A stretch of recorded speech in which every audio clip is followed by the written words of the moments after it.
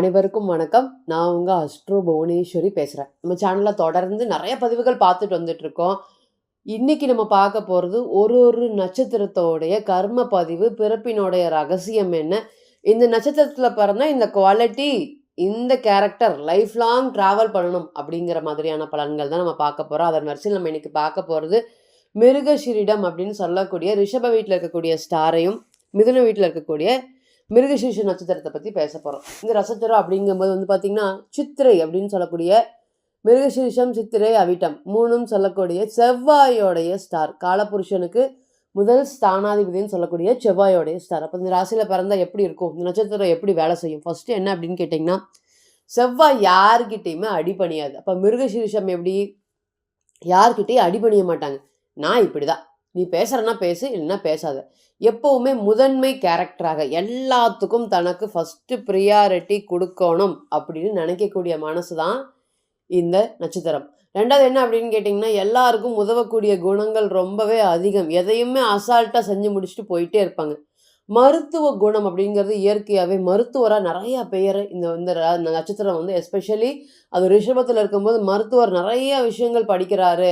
மற்றவங்களை கம்பேரிசன் பண்ணும்போது இந்த மருத்துவத்துறையில் இருக்கவங்க, இந்த நட்சத்திரத்தில் பிறந்த மருத்துவத்துறையில் இருக்கவங்க பெரிய அளவுக்கு பெயர் எடுத்த இந்த விதியில் போய் சொன்னாவே இந்த டாக்டரை பற்றி தெரிஞ்சிடும். இந்த டாக்டர்கிட்ட எப்போவுமே கூட்டம் அதிகமாக இருக்குது, அவர் என்ன பண்ணுறாருன்னு தெரில, குழந்தைகளுக்கு உடனடியாக சரியாயிடும். இந்த மாதிரி மருத்துவ குணம் அப்படிங்கிறதுல வந்து பார்த்திங்கன்னா பெரிய அளவுக்கு பெயர் எடுப்பாங்களா? எஸ், நிச்சயமாக எடுப்பாங்க. அதே போல் கும்பிடு போட தெரியாது. நான் இப்படி தான், நீ பேசுகிறனா பேசிடலாம், போயிட்டே இரு அப்படிங்கிற மாதிரி விஷயங்கள்.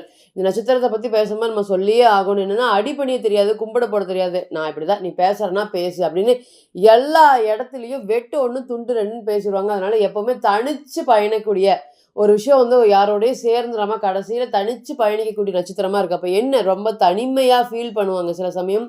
நம்ம எல்லாருக்கும் உதவுறோமே, நமக்கு யாருமே இல்லையே, ஒரு அனாதையாக இருக்குமே அப்படிங்கிற மாதிரி எப்போவுமே தன்னை பற்றி நினச்சிட்டே இருப்பாங்க. தலைமுடியை ரொம்ப அதிகமாக பராமரிக்கக்கூடிய நபர்கள். இந்த ரிஷபத்தில் இருக்கும்போது பார்த்திங்கன்னா உடம்ப ஃபுல்லாக பாடி கண்ட்ரோல் பண்ணணும், வெயிட் செக் பண்ணிகிட்டே இருப்பாங்க. அடிக்கடி வந்து பார்த்திங்கன்னா ஹெல்த் சம்மந்தப்பட்டதுக்கு ரொம்ப அதிக முக்கியத்துவம் கொடுப்பாங்க. முன் கோபம் அப்படிங்கிறது ரொம்பவே அதிகமாக இருக்கும். யாருமே நமக்கு வாழ்க்கையில் வழிகாட்டிலேயே நம்ம எப்படி முன்னேறுவோம் அந்த மாதிரி திங்கிங்லாம் இல்லை. கை இருக்குது, கால் இருக்குது, வாழ்க்கையில் கடவுள் வந்து எல்லாத்தையும் கொடுத்துருக்காரு, நம்ம முன்னேறிட்டு போயிட்டே இருக்கோம் அப்படிங்கிற செல்ஃப் கான்ஃபிடென்ட் லெவல் எந்த நட்சத்திரத்துக்கு அதிகமாக இருக்குன்னா அப்படிதான் இந்த நட்சத்திரம் தான். ரெண்டாவது என்னன்னு கேட்டிங்கன்னா, அந்த நட்சத்திரத்தை பார்க்கும்போது நம்ம சொல்லியிருந்தோம், ஒரு ஜாதகத்தை பார்த்துருந்தோம், அவருடைய செவ்வாயோடைய ஸ்டாரு இங்கே சந்திரன் நிற்கிறதும் இல்லாமல் செவ்வாயும் அதே ஸ்டாரில் நின்றுச்சு. அப்போ நம்ம திருமண வாழ்க்கையில் சொல்லும்போது நீங்கள் வந்து நிறைய கோவப்படுவீங்க வாழ்க்கையில். அந்த கோவத்தினால திருமண வாழ்க்கையில் நிறைய ப்ராப்ளம் வரும். நீங்கள் என்ன பண்ணுறதுன்னு தெரியாமல் உங்களுக்கு பின்னாடி ஆறுதல் யாருமே இல்லாமல் ஆரம்ப காலத்தில் பேசும்போது பேசிட்டு அதுக்கப்புறம் வருத்தப்படுவீங்க அப்படின்னு சொல்லியிருந்தோம். ஆமாம் மேடம், இப்போ என்னுடைய வீட்டில் வந்து அதே தான் பெரிய பிரச்சனையாக இருக்குது. நான் பேசும்போது ஏதாவது பண்ணி பேசிடுறேன். என்னோடய முன்கோபத்தினால ஏதாவது ஒரு வார்த்தையை விட்டுறேன். என் சம்சாரம் என் கூட பேசி 40 நாள் ஆச்சு மேடம், 50 நாள் ஆச்சு மேடம், சொல்லாத ஆட்களே இல்லை. அந்தளவுக்கு டக்குன்னு ஒன்று பேசிடுவாங்க, அது உடனடியாக மறந்துடுவாங்க. அதுதான் இந்த நட்சத்திரத்தோட பெரிய விஷயமே. உடனே பேசுவாங்க, உடனே மடப்பாங்க, அடுத்தது என்ன வேலை அப்படின்னு பார்க்க போயிடுவாங்க. ஆனால் பேச்சு வாங்கினவங்களுக்கு இது ரொம்பவே ஹர்ட்ஃபுல்லாக இருக்கும். அதனாலேயே வந்து பார்த்திங்கன்னா நிறைய திருமண வாழ்க்கையில் கொஞ்சம் சலசலப்பு. இவர் சொன்னால் கேட்க மாட்டார், இவர் அது சொன்னால் பண்ண மாட்டார் அப்படிங்கிற மாதிரியான விஷயங்கள் இந்த ஸ்டார் கிட்ட அதிகமாக பேசப்படுது. அதனால் இது ஒன்று நெகட்டிவாக அப்படின்னு கேட்டிங்கன்னா, எஸ், திருமண வாழ்க்கையை பொறுத்தவரையும் அவர் எடுக்கிறதா டிசிஷன். இவங்களெல்லாம் யாரையாவது ஒருத்தர் வந்து பார்த்திங்கன்னா இந்த மாதிரி பண்ணு, இந்த பிஸ்னஸ் பண்ணு, இந்த அளவுக்கு க்ரோத் இருக்குது அப்படின்னு சொல்லி தூண்டி விட்டு அது உண்மையாக பொய்யான்னு தெரியாமல் கண்மூடித்தனமாக அந்த பிஸ்னஸில் போய் இறங்கி காசப்படுவாங்க. நிறைய ஜாதகம் நம்ம ரீசெண்ட் டைமில் பார்த்துட்டோம். நிறைய நட்சத்திரம் வந்து பார்த்திங்கன்னா பார்த்துருக்கோம்.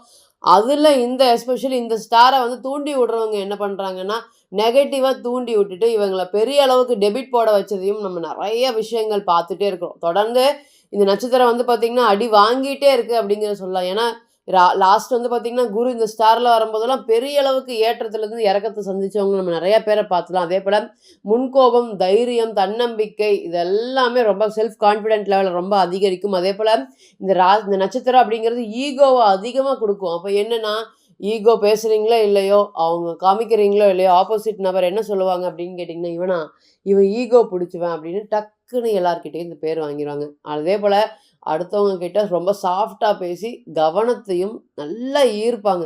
யாரா இருந்தாலுமே இவங்க கீழ விழுகிற அளவுக்கு ஒரு விஷயத்த வந்து பார்த்தீங்கன்னா, ஆச்சரியப்படுற அளவுக்கு ஒரு விஷயத்த பண்ணி குடுத்துருவாங்க. அதேபோல வீட்லயே வந்து அடைஞ்சு இருக்கக்கூடிய நட்சத்திரம் அப்டின்னா, இந்த இந்த ஸ்டார் தான். ஒண்ணா வீட்ல இருப்பாங்க, இல்லைன்னா வெளிய போய் சுத்திட்டே இருப்பாங்க. இது 2மே ஈக்குவலாக இவங்களுக்கு பண்ண தெரியுமா அப்படின்னு கேட்டீங்கன்னா, பண்ண நெறைய மனக்கவலைகள்.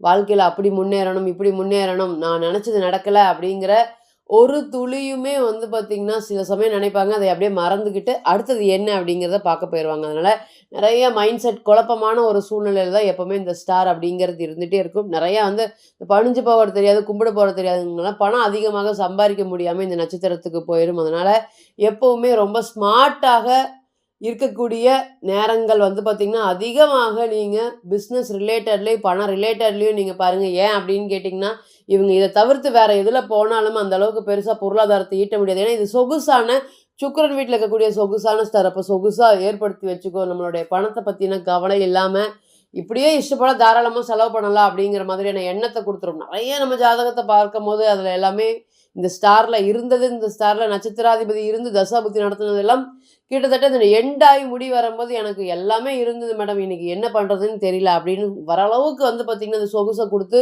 பெரிய அளவுக்கு வந்து நெகட்டிவ் ஏற்படுத்திருது. அதனால சொகுசா இருக்கக்கூடாது. ஈகோ பேஸ்ட் டெசிஷன் எடுத்தாலும் பரவாயில்லன்னு தொடர்ந்து ஓடிட்டே இருந்தீங்கன்னா, நிச்சயமாக வாழ்க்கையில இந்த ஸ்டார் பெரிய அளவுக்கு ஒரு வெற்றி வாய்ப்பை ஏற்படுத்தி குடுக்கும். இந்த செவ்வாய் ஸ்டார்லாம் நம்ம சொல்லவே தேவையில்ல. வாழ்க்கையில ஜெயிக்க பிறந்தவங்க, அதே போல ஜெயிச்சவங்க அப்படின்னு மெடிசின் ஃபீல்ட்ல எடுத்துக்கிட்டாலும் சரி, நீங்க ராணுவம் சம்மந்தப்பட்ட ஃபீல்ட்ல எடுத்தாலும் சரி, போலீஸ் சம்மந்தப்பட்ட ஃபீல்ட்ல எடுத்தாலும், ஃபர்ஸ்ட்டு வந்து நிக்கக்கூடியது இந்த நட்சத்திரமா தான் இருக்கும். இது வந்து அந்த ஃபீல்டுக்கு மட்டும் இல்ல, எல்லா ஃபீல்டுலயுமே இது பெரிய அளவுக்கு ஒரு பெயரும், புகழும் நமக்கு ஏற்படுத்தி குடுக்கும்ங்கிற மாற்று கருத்தே இல்ல. இது செவ்வாயோடைய ஸ்டார்ல இருக்கனால, முருகனுடைய அருள் எப்பவுமே உங்களுக்கு இருக்கும். என்ன உள்ள ஒண்ணு வச்சு வெளிய ஒண்ணு பேச தெரியாது. என்ன இருக்கோ அத எதார்த்தமா சொல்லிருவீங்க. நான் சொல்றனாலே வாழ்க்கையில நெறைய பிரச்சனைகள ஃபேஸ் பண்ணி உதவக்கூடிய தன்மை யாருமே இருக்க மாட்டாங்க. நீங்களே உங்களுக்கு உதவிக்கணும் அப்படிங்கிற ஒரு எண்ணங்களும், மனப்பான்மைகளும் கொண்டு டிராவல் பண்ணிட்டு இருப்பீங்க. சில சமயம் மனச விட்டுருவீங்க. என்னடா இப்படியெல்லாம் நடக்குது அப்படிங்கிற மாதிரி. இருந்தாலுமே அப்படி விடாம ஒரு நாள் அப்படி இருந்தாலும் அடுத்த நாள் தொடர்ந்து போராடக்கூடிய எண்ணங்களும், அதே போல ஹார்ட் ஒர்க்கிங் டிசிப்ளினான பெர்சனும் இந்த ஸ்டார்ல நிச்சயமாக பிறக்குறாங்க. நெறைய நெருப்பு காயங்களோட பாதிப்புகளுமே இந்த நட்சத்திரத்துக்கு எப்போதுமே இருந்துட்டே இருக்கும். கர்ம வினை தீர்க்க முருகருடைய வழிபாடு ரொம்பவே சால சிறந்தது. இது ஒரு நல்ல ஒரு உழைப்பாளியோடைய ஸ்டார். இது நல்ல ஒரு யோகத்த கொடுக்கும். இந்த நட்சத்திரத்தில எந்த கிரகம் நின்னு தசாபுத்தி நடத்தினாலும் நம்ம ஸ்ட்ராங்கா சொல்லலாம். இன்னைக்கு இல்லைனாலுமே பிற்காலத்தில வளர்ச்சிகள் அப்படிங்கிறது கண்டிப்பாக இருக்கும். ஒரு ஒரு நாளும் நீங்க வளர்ச்சிகள எதிர்பார்க்கலாம் அப்படிங்கிறதுல தைரியமா சொல்லாம அந்த அளவுக்கு ஒரு பெயர் போன ஒரு நல்ல ஒரு யோகமான ஸ்டார் அப்படிங்கிறதுல மாற்று கருத்துமே இல்ல. இன்னுமே இந்த நட்சத்திரம் அப்படிங்கிறத அதிகமா செயல்படுத்துறதுக்கு தொடர்ந்து முருகனுடைய வழிபாடு பண்ணுங்க. நிச்சயமாக நல்லது நடக்கும் அப்படிங்கிறதுல எந்த ஒரு மாற்று கருத்துமே இல்ல. இப்ப நம்ம சொல்லிட்டு இருந்தது எல்லாமே வந்து பார்த்தீங்கன்னா, நட்சத்திரத்தோடைய பலன்கள் தான். இது கிட்டத்தட்ட வந்து பார்த்தீங்கன்னா, 40லிருந்து 50% மட்டுமே பொருந்தும். சந்திரன் அங்க நிச்சும் பட்சத்தில. லக்னம் தான் முழுசா என்ன அப்படிங்கிறத வந்து பார்த்தீங்கன்னா செயல்படுத்தும். ஸோ தனிப்பட்ட ஜாதகம் தான் இதுக்கு எல்லாத்துக்குமே பதில் சொல்றதுக்கு கடமைப்பட்டிருக்கு. ஸோ தனிப்பட்ட ஜாதகத்தை ஆலோசனை பண்ண விருப்பப்பட்டீங்கன்னா, கீழ இருக்கக்கூடிய நம்பருக்கு கான்டாக்ட் பண்ணுங்க. நான் வணங்கக்கூடிய நரசிம்மர் உங்க எல்லோருக்குமே நல்ல வளமான வாழ்க்கையை ஏற்படுத்தி தர நான் நிச்சயமா பிரார்த்தனை பண்ணிக்கிறேன். மீண்டும் ஒரு பதிவில் உங்களெல்லாம் சந்திக்கும் வரை உங்களிடமிருந்து விடை பெறுவது உங்கள் அஸ்ட்ரோ புவனேஸ்வரி. நன்றி, வணக்கம்.